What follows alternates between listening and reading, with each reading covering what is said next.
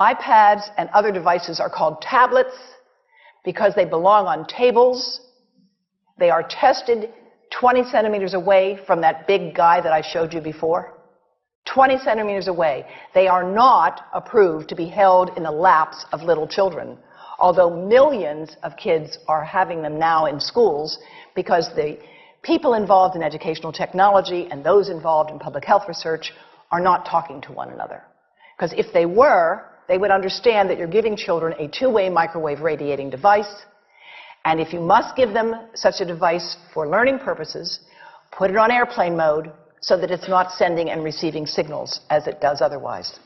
Now, this is some new modeling, again, that we've developed with colleagues in Brazil, and we can share with you how we've done it.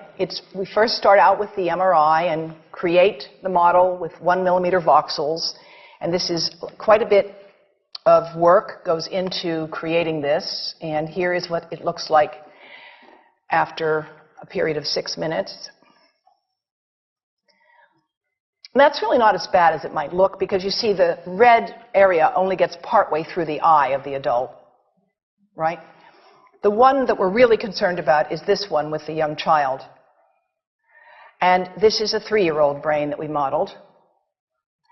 And you see that by the end of that 6-minute call, the peak radiation, yellow and red, is getting all the way into almost both eyes.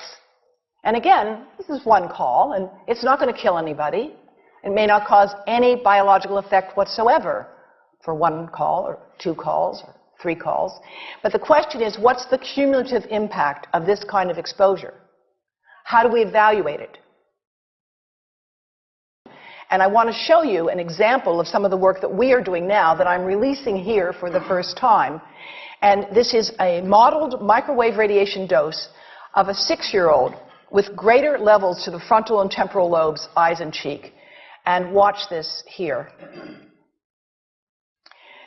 Now, yellow, white, and red are the hottest, all right? And if you look carefully, you will see it's going into the eye, the nose. Do it again, just so you'll get to see it. And partly into the brainstem. Now, that's just showing you that there's going to be some exposure into that area of a young head. It doesn't tell you that there's any biological effect, right? Now, the next slide is going to show you something that might be of interest to students and faculty here. And that has to do with exposure to the reproductive organs. We call them the gonads. I think you say the testicles. And bone marrow. And look here at the radiation as it gets into the groin area. And that's just from having a mobile phone modeled into the pocket.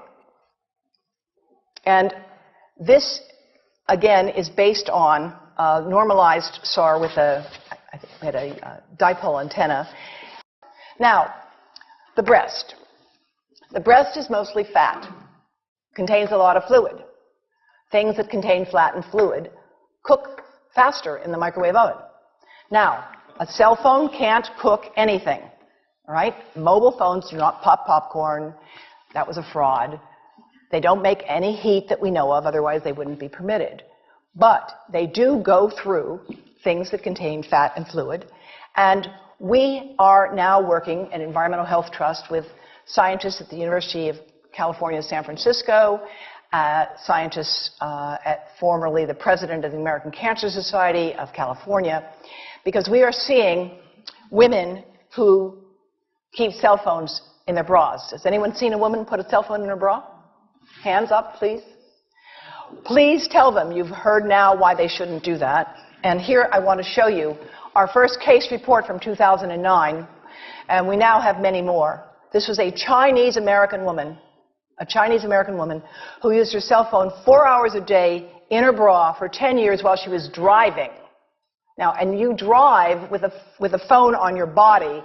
The phone is smart. It's going to go from one tower to another, and it's going to say, here I am, where are you, here I am. And it's going to be going to max power each time it moves from one cell tower to another. And there it was right next to her chest.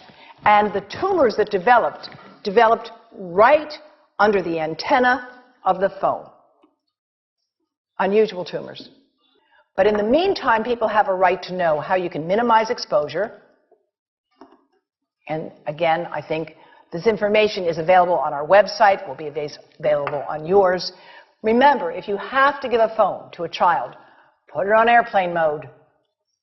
And think about this.